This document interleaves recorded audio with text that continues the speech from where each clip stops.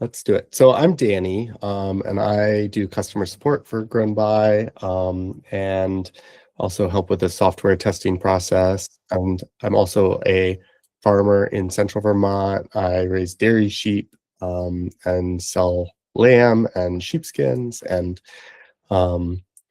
yeah, so that's me. And I'll ask the other members of the team, of which there are many here today. We're lucky to have many members of the GrownBy team here, to introduce themselves. Kara, do you want to go ahead and start?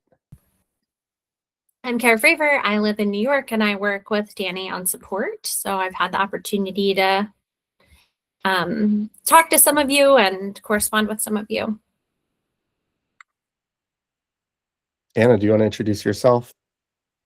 Yeah, hi everyone. I'm Anna. I'm working on the development team here at GrownBy. So I've been doing a lot of helping with the design of the pages and making sure everything flows intuitively and making sure it's consistent between the website and the apps that we have. So I'm excited to be here to talk with you all.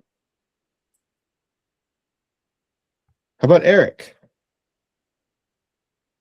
Hey y'all, I'm Eric Sannerud. I'm the Director of Accounts and Partnerships for GrownBy, a farm in Malacca, Minnesota. And I'll be sort of navigating the chat. If you have any questions or anything, I'll make sure that Danny and Kara and Anna see these as they're presenting. And then Becca, I saw Becca come onto the call as well. Do you want to introduce yourself?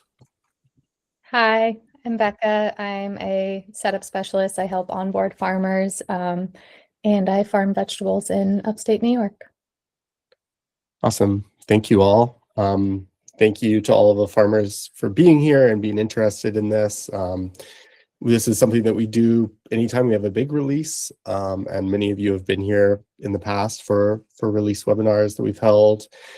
Today, we're introducing GrownBy 3.9, which is a very exciting release, and is the release right before 4.0, which is, you know, the whole number of releases are often the biggest ones. So we're excited for 4.0 upcoming.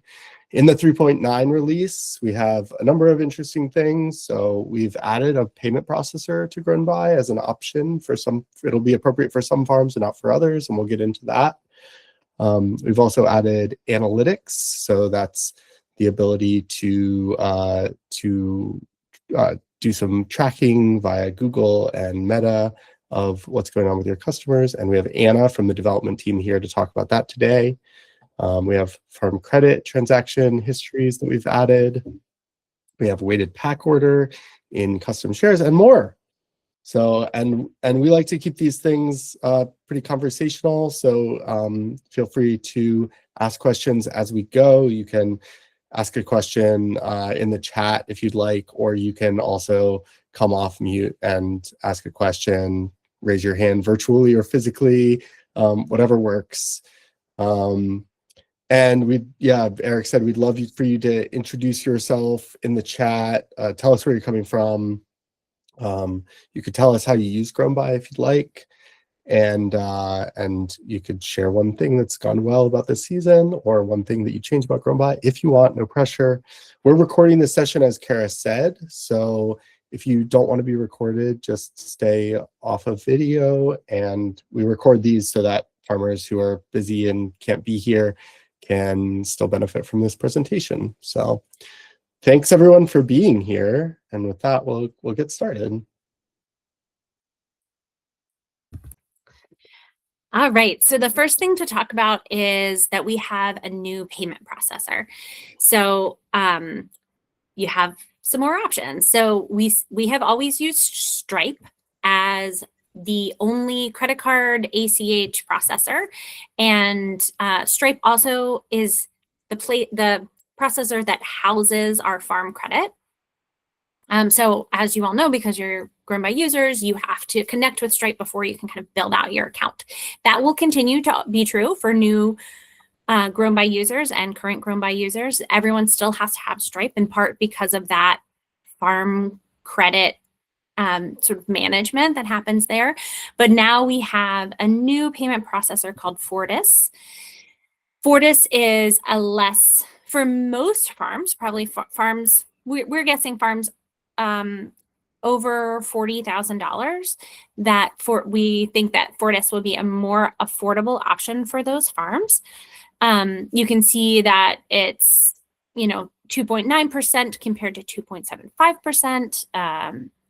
I also was told that so Fortis also has a monthly fee. So it's a $6 monthly fee.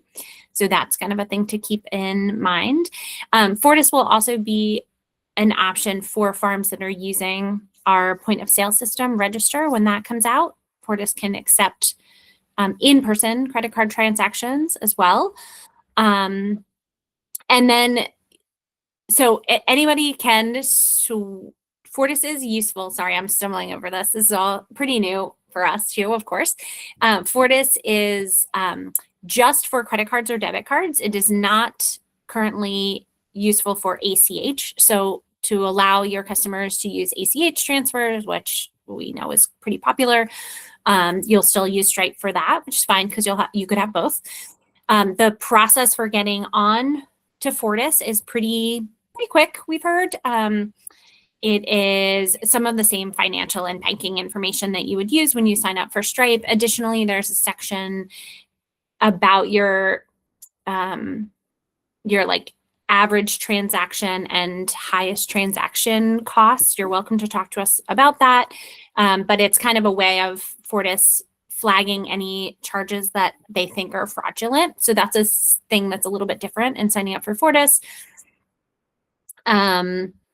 What else is important to chat about this for you? There's also in the sign up process, you have to fill out a PCI compliance form, which is an extra step to make sure that it's quite safe. So that's kind of a quick overview of it. Of course, Fortis is a little bit of a smaller, Stripe is a very large, and so Fortis is a little bit smaller. We are really excited to be working with them, both because we think we can make this credit card processing a little bit more affordable for you all. And also they've just been really receptive to working with us, because they're a smaller group. So those are the options, the information about that. And then for folks who are using EBT for doing EBT online, that is still with WorldPay. Fortis will have some options for EBT in person when we switch to Register. Does anybody have questions about that? Go ahead, ask away. Hey, Kara, how are you? I'm great. Is this going to be an either or can it be both? Or, is it possible eventually for those of us who are frustrated with Square on our other platforms to maybe, just go with one of these things? It will not be on GrownBy for the nearest future, right? For the next year, at least, I would imagine folks who want to use Fortis will need to have both Stripe and Fortis, because Stripe is where farm credit is kept, and also because Stripe can do ACH transfers. So those are two. That's important to know. So you will need to have both of them if you want to have Fortis. Another thing that I didn't talk about, does that answer that for you?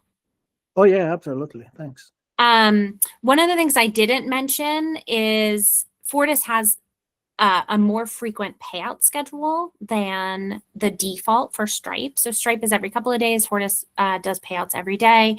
Currently, we're working to change this, but currently there's not a payout ID number in the same way that there is with Stripe. So that is a thing to know. We've been talking a lot in the last 6 months with farms about their financial reconciliation processes. And it feels like people do it all kinds of different ways. But for the folks who are using that payout ID very closely, there may be various workarounds in the meantime while we work with Fortis to have really clear payout IDs. Danny, what did I miss that you would want to highlight for that? Chris and Brenda have a question about how did we connect with Fortis, and did we vet others before choosing them? How do we connect with them? Like, what's the history of our relationship with Fortis?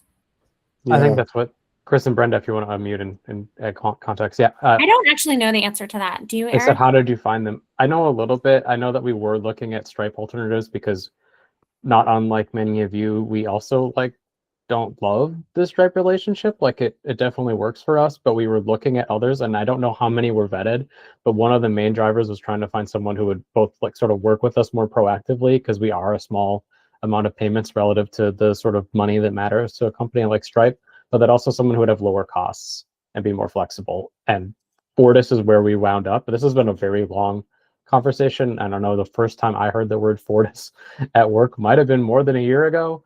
And so it's been a long process, and they've actually done a lot of work to sort of get to the point to do this service for us. And we're really excited to work with them for this payment processing and then also in-person payment processing.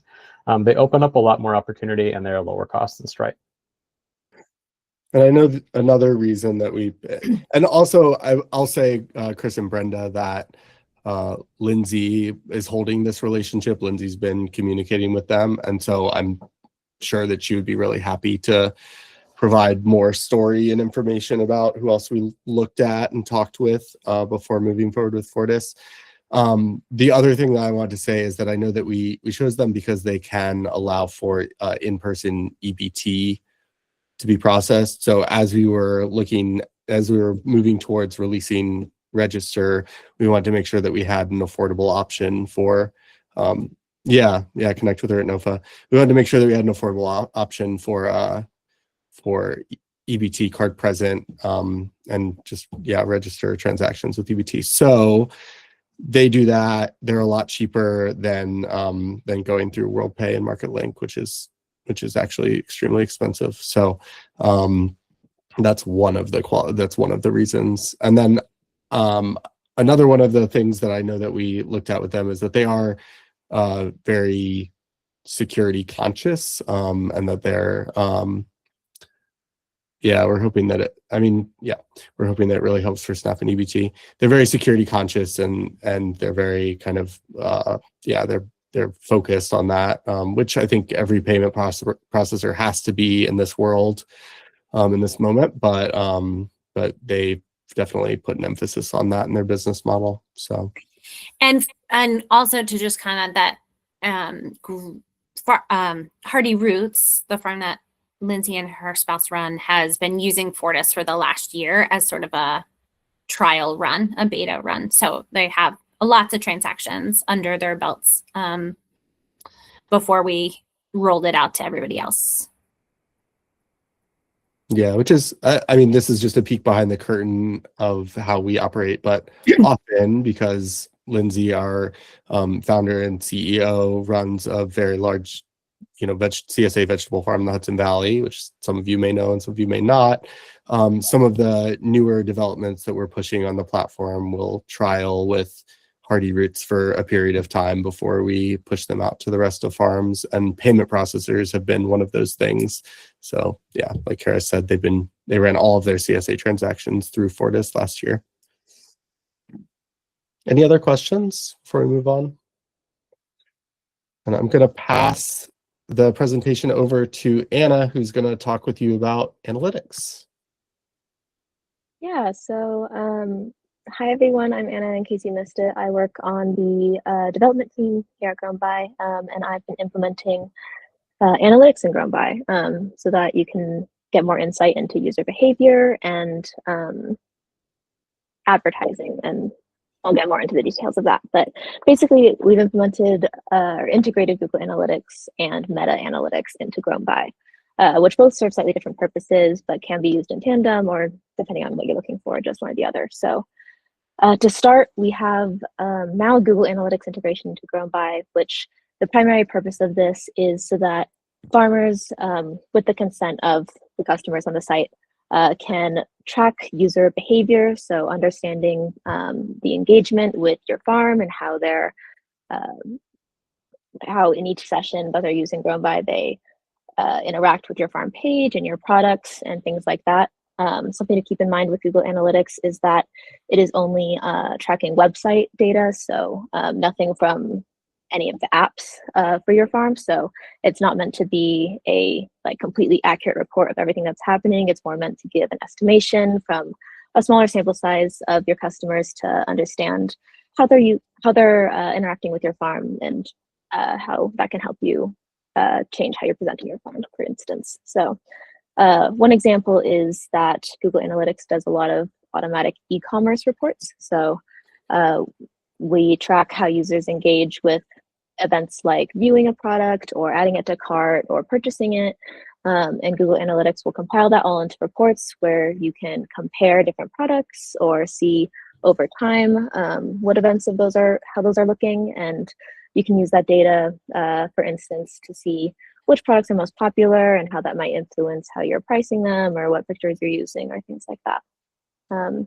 There's also a lot of information it provides outside of e-commerce specific things, just general user behavior information, such as when during the day users are most active. This can help inform when to send out newsletters or reminders. These are just a couple small examples. There's a lot of other basic information that they can track, such as where users are coming from, geographically or on the web, which site they might be coming from as well. So there's a lot of information available. Google also has a lot more advanced data analysis features. And I just want to mention this briefly so that you know, but there's a lot more Google tutorials that will provide a lot more explanation than I can. But if you're really looking to get into a lot of custom specifics of how users are engaging with your farm page, you have a lot of options there if you're using Google Analytics as well. So Google Analytics is for understanding user behavior and how they're engaging with your farm page. And if you're interested in that, then you have to create a Google Analytics account, which Google also has its own tutorials for, and it's pretty easy to set up. But assuming you have a Google Analytics account, I just want to walk you through how you will find your Google measurement ID, which is what you need in order to link your GrownBy account to your Google Analytics account. So assuming you have admin privileges, you go to admin, which on any sidebar here, you'll see this little admin tab, and that'll open up a menu page that looks like this. And you'll just click on data streams here, which is another thing you'll set up when you're doing your account. So Google itself will walk you through that. Again, this is only for web compatibility. So you'll have a web data stream, which you'll click on here, and that'll show you your measurement ID far to the right. That'll look like it'll start with a G and then have 8 to 10 numbers following it. You copy the whole thing and you put it into this pop-up here, which is in your accounts setting page on GrownBy, and there will be a new analytics tab there, and you can just, depending on whether you want Google or Meta or both, click add, and it'll give you this pop-up, and you can connect it by inputting your measurement ID into that pop-up. After you click connect, it'll take around 24 to 48 hours for data to start appearing between the two. That's Google Analytics. And we also have a Meta integration, and this is more aimed towards if you're a farmer that's interested in advertising through the Meta Business Suite, which looks like Instagram ads or Facebook ads or Meta services. And so specifically, you would want MetaPixel if you want to track the ad performance on those ads. So Google or GrownBy will send 3 events, which is page view, which is when a user views your farm page, add a cart when a user adds one of your products to cart, and purchase when a user purchases one of your products. These 3 events will be sent to your Meta Business Suite account, and in there you can use any of them as conversions to see how well your ads are doing if you're running them through there. And then once again, assuming you have a Meta Business account, I just wanted to give a brief overview on how to find the MetaPixel because it can be somewhat confusing sometimes. So in your Meta Business Suite, you'll want to navigate to your Ads Manager account, which will just bring up a page that looks like this in the overview, which has a lot of options. But what you'll want is the Events Manager, which you can get to in multiple ways. The Events Manager is where once it's set up, you'll also be able to see the data that your pixel is sending from GrownBy to your business manager. Once you're in the advanced manager, it'll probably bring you to this overview page, and you'll want to click one below to data sources, which again, you will have probably set up when you've made your business account. So then you'll see here your account, and then also in settings, you'll see a dataset ID. These are the same ID, that's just the same place, and both of those are what your metapixel is. So that'll be a number that I believe is 12 to 16 numbers long. And you'll just want to copy those numbers, just the numbers, not the part that says ID, and you'll put that into the same place, same page on your account settings there. So it's a lot of information at once, but all of this is written down, as Kara said, in our knowledge base. And if anyone has any questions, feel free to ask now. But yeah, it's a lot to take in, but there's a lot more features now if you are interested in understanding how users are engaging with your farm and what you can do to boost that a little bit. Thank you so much, Anna. So this was a project that Anna took on. We had farmers who had asked us about how to integrate these services into GrownBy, and we had no good answer. And so we're grateful that Anna took this project on and built this for us. I'm wondering if there's anyone who's here who has off the bat like a way that they think that they would want to use these services. And then I also want to say Anna's going to hop off the call in just a couple of minutes. So if you have any questions about analytics for Anna, then this is the time to ask them. And of course, we will also all be available offline, and you can reach out if a question comes later. But any questions about analytics?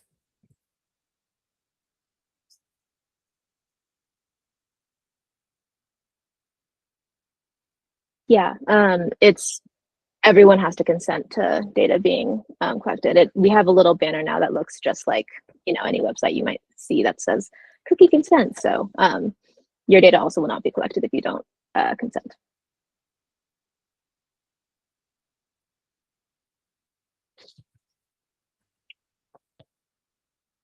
Awesome. Well, thank you so much, Anna. Feel free to hang out or head out, whatever you want. And I'm going to move on to farm credit history. Thanks, everyone. We kick off farm stand sales this spring. We'll be doubling production, so want our products to reach more people. Awesome. So we had heard from a number of users, both shoppers and farmers on the platform, that sometimes it was hard to figure out what had happened with farm credit, where farm credit had come from, where it went. Some of this is caused by the fact that farm credit is automatically applied to invoices if they get paid automatically on GrownBy. And that has been confusing for some customers. So in order to help with that problem, we put a farm credit history or transaction history in two places on GrownBy. One is on the customer side. So that's what you're seeing on your screen right now. This is a customer's account. And as you can see, it's a typical farm credit history now. The reason, which might be put in by GrownBy, but also could be put in by you if you manually add or subtract farm credit from someone's account. And then also if that farm credit addition or subtraction is tied to an invoice, then an invoice number here. And then on the farmer side, in the customer page, this is the customer detail page, we now have a section called farm credit balances, which is the same exact view, but that you can see on your side. So yeah, we hope that that helps to, to demystify some of what's going on with farm credit for your customers and for you.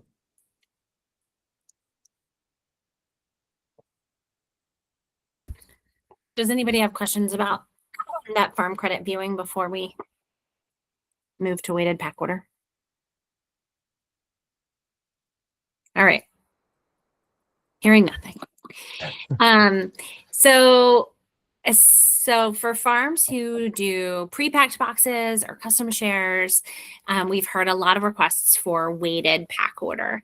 So now that's an option in GrownBy. It is, you set your pack order under the product detail page. You can set it by buying option. So in this example you see here on the left, the bunch of curly kale has a pack order, but the bushel does not, right? Because you wouldn't necessarily need that because it's a whole case. So you have a somewhat infinite number that you can put in there. I think we're sort of suggesting 1 to 10, for instance, with 1 being the heaviest items that go on the bottom and appear first on the labels. You can leave this blank. If you were to leave your pack order blank, the items that were not assigned a pack order would be at the bottom of your labels or pick lists in alphabetical order. On Artichoke's label here, all of their items do have a pack order. So you can see it's not in alphabetical order, it's in order of general weight. You can see your pack order numbers in the product export CSV. So when you set up your products at the beginning of the season, I think I would recommend that you would put in all your pack orders then, rather than sort of juggling them around each week. So everything that's pretty heavy goes in the bottom, and that is in 1 or 2 or 3, and then, so on and so forth. You could give an item a very large number if you always wanted it to be, like, for instance, outside of the box, something like a bouquet that you never are going to place in the box itself, or you may never place in the box itself. And then the other thing to know is that this is also the order that your items appear on your pick list under your fulfillment reports, your pick list, which is kind of like a harvest list, but we put it in that order so that you can prepare your packing line in the same order that you would want to pack things in your boxes. Does anybody on this call have a lot of experience or some experience with pack orders? I'm going to guess that St. Isidore does. And how have you used them in the past? Or if you want to share anything about how you've used them in the past. Thank you, Kara. So yeah, these are great. It makes my day. Like, Happy New Year. So I mean, we came in from Harvey, as many of those other folks here did, and so this was something that was really very convenient during the assembly time, and so because, well, we want to preserve the integrity of whatever is going in the boxes or so, and so this past year with GrownBy, this was an issue that slowed down the process of packing, because we were trying to still be, accommodating and trying to put things in order that the products wouldn't suffer. So so this is great, and the fact that we have the ability to create the different what are we calling this? The different stages, degrees, ranking. It does help a lot, because even with Harvey, there were things like we would prefer to have these at the bottom and this one following. So this is fantastic. So kudos to all of you and the technical people, and thank you for listening. I know I've been bugging you with this, but thank you. Appreciate it. You're certainly not the only person who's asked for this, and it makes a lot of sense. So we're happy to hear that. One thing to know about the pack order is that it's not retroactive to before the order was placed. That you want to make the pack order, you want to set the pack orders before the orders start coming in, because once people order it, the pack order that was given at the time of their order is what is assigned to their label. That sounded. So either before the season or in between ordering periods would be the time to make any changes to the pack order. Any other questions or comments about this? Cool. So this is a small change perhaps, but a big change to some, which is that now you could have one product per label. And the reason that we did this was for wholesale farms who are selling, say, cases of lettuce, and they might have 6 cases of lettuce. And so they want 6 labels, one for each box. And so those farms, one farm in particular who came to us and said, we are just printing the label 6 times. It's kind of cumbersome. And so we made a change here so that you can print out, labels with just one product on them. This might also be useful for other use cases. Say you have a product that needs to be packed separately or something like that. You could also use it this way. So in order to make this happen, you select one item per label on this box, and then you uncheck the group order items by quantity checkbox, and that'll do it. And then there'll be one label per quantity of item rather than one label per item, right? So it wouldn't say 6 cases of lettuce, it would say 1 case of lettuce, 6, and there would be 6 of those labels. Any questions about this?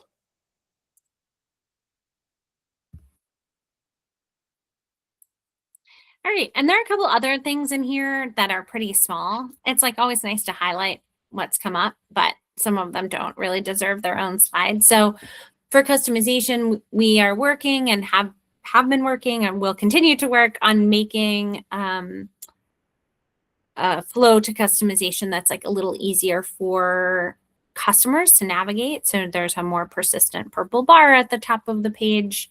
There have been some changes to like when there are minimums to an order, things like that. So there are a couple of changes around customization. You're now able to pay an invoice without logging in. And that is especially, we think is probably especially helpful for wholesale orders. Anyway, that's fairly self-explanatory.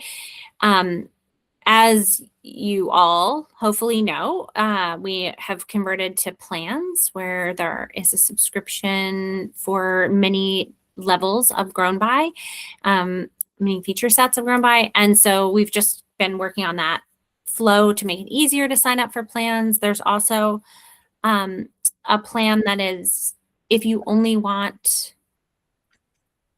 would be great with GrownBy free, but you want to have offline payments, there's an option for that now.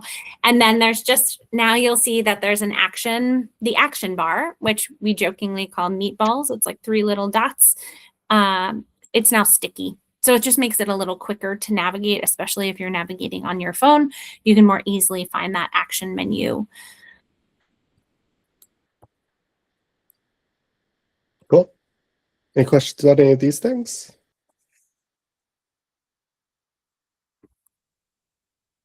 Awesome. So the last slide here is what's coming next, which is a really fun slide. It's a bunch of things that we're really excited for. 3.9 was a big and exciting release, but some of the things that are coming following 3.9 are maybe even more exciting and bigger. So as we've been talking about for many months now, we are going to be releasing Register really, really soon. And we'll be releasing it as a beta testing option for any current members of the cooperative. So we'll be following up with you all to see who wants to beta test Register with us. I've been testing it. We've been playing around with it. It's looking really good and very functional, and we're just really excited to get it out there in front of you all so we can start collecting feedback and refining it based on that feedback.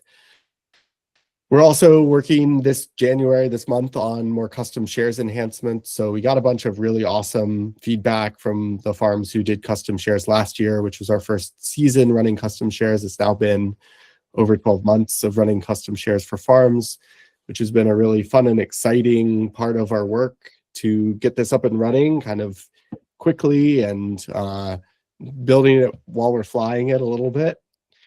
But we're going to keep working on it, and we're going to be adding some of the enhancements that we've talked with custom shares farmers about in January. This is a really big one for anyone who's selling anything by the pound on GrownBy, particularly meat and maybe even cheese. This is a big deal for my farm because I sell meat. But we are adding order editing to retail on GrownBy. So now if you choose to turn this option on, which you do not have to, then any order that comes in needs to be approved by you. And so you can get an order for a leg of lamb that says 6 pounds on your shop.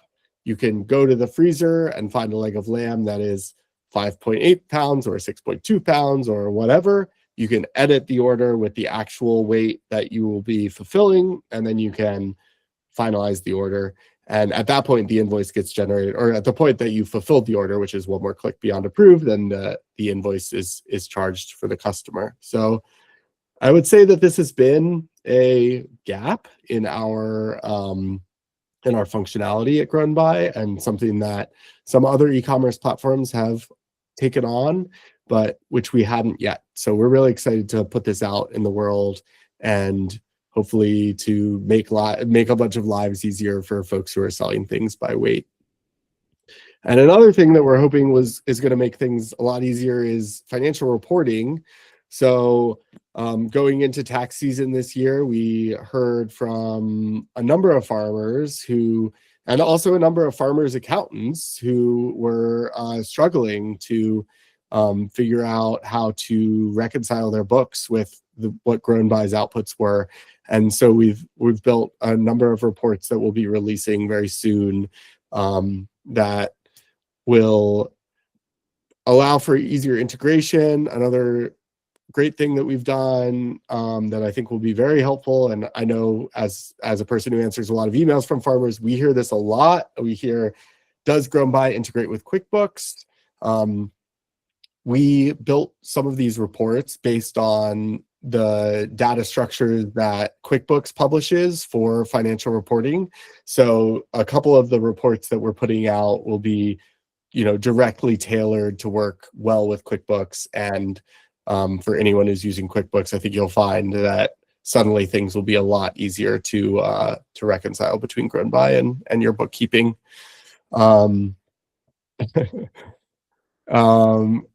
Thanks for the hearts. Yeah, so that's what's coming. That's what's coming next. Those are all things that are coming kind of in between 3.9 and 4.0. We'll call them 3.95.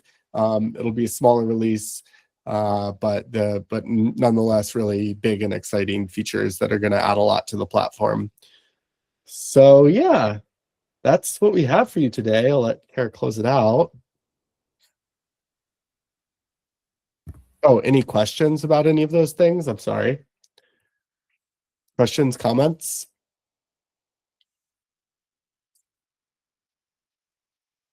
All right, we'll move forward. Yeah, so we'll just give a little time. We have some time here to, if you want to come off mute if you want, or put a question in chat if there's any questions that you have about this specific release, or in general, I mean, more generally. We will share this recording with everyone, and we'll share this article with everyone. And we don't currently have help desk articles for every part of this webinar, but we will have them updated shortly, and that is all available on our blog. Will be all available on our blog. Brooke, what's your question? Do you want to come off mute and ask, or you want to type it?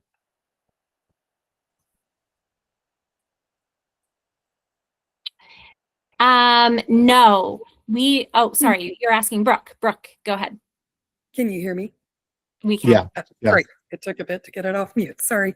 I am curious. I know this wasn't this webinar, it's an upcoming one, but for Register, when you guys are looking at launching that, is that something that we would be using ourselves, for example, at farmers market, or is it something that clients would also be able to use at a farm stand for self-checkout or something like that? Yeah, it's a great question. So The first pass is more tailored to you using at Farmers Market, and that'll be available on a phone or on a tablet. So pretty much any device that you have, Android or Apple, would be able to run the Register app. It is possible to use it for a farm stand, but it's not tailored to that, right? So I'm not intimately familiar with the ways that all of the different point of sale systems offer a customer facing experience. But we haven't like focused on that in the first pass. So I think that as we release it and as we get a chance to look at it with you, maybe we can look at those questions and see what you would need from it in order to go to that next step for customers to be able to self-checkout, because I think that's obviously super helpful and useful, and that's where we're headed with it, but it's just not what we focused on for the first pass of Register. Sounds great. Thanks. And Brooke, we can also chat with you more offline if you want about how to use the current version of GrownBy for self-service checkout. Like it can be Yeah, I that was people thinking place. about that. Yeah, we can talk. Yeah, talk about great. And Erica asked if we've updated the software so you can turn off emails. You can change emails now. You can change the, you can change what emails people get. Not specifically, you can close reminder emails for your customers, but also we would love to work with you to make sure that your schedules are correct so that your CSA start dates are correct. Like I think those automatic reminders to customers are really wonderful and are something that a lot of farms love and customers love to get a reminder email. And so there shouldn't be anything blocking GrownBy from correctly having the right dates for your CSA start. So we'd love to work with you a little bit for that to make sure that you can use those emails if possible. So, but there is within your in your account settings and the notifications, there are lots of ways you can kind of manage both what you get and what customers get. I'm curious from Chris and Brenda, what notifications have you all turned off? We do very intensive comms with our CSA. And so we turned off the weekly updates because we're sending out a newsletter every single week with our updates and our recipes and events and all kinds of other stuff for our members. And so they've gotten really used to relying on those emails, and we wanted to declutter their inboxes a little. Yeah, awesome. I mean, I don't remember off the top of my head if you were one of the farms that asked for that. There have been many farms who've asked for that over time, and I think that's exactly the use case that for most farms, they want to have more control over membership communication. So was that something that you asked for, Brenda? Yeah, we definitely did. Nice. We had an issue in our first season because we changed the end dates for our CSA and didn't update it in GrownBy, and so emails went out but shouldn't have gone out. And then I think last season, at the start of the season, there was this random glitch and emails went out maybe like in January. We were like, what is this? So yeah.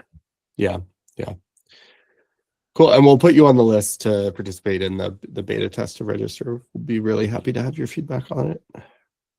Yeah, are you guys member owners? That's how we're just limiting the beta to member owners, though. I'm not sure if We you are or became not. member owners this year, and we're just waiting to get some additional documentation to sign our agreement forms. Yeah, great. Awesome. You are on the list officially as of right now.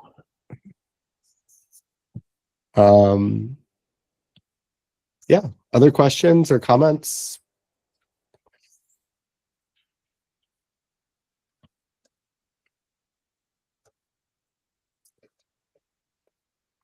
Brooke, I'm sorry, I don't know what farm name what the name of your farm is. Nice. Awesome. I don't remember hearing much from you on support, so maybe that's a good thing.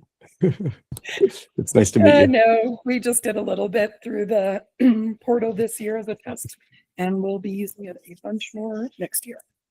Awesome. That sounds great. Cool. Well, if there aren't any other questions, then we'll close it out. Yeah, see you at the member meeting. Absolutely. What date is the cutoff to become members to be able to participate in the beta? Sundown, there's no hard cutoff. We'll accept you into the beta as long as it's running. And so just let us know what you want to do and we'll work with you on it.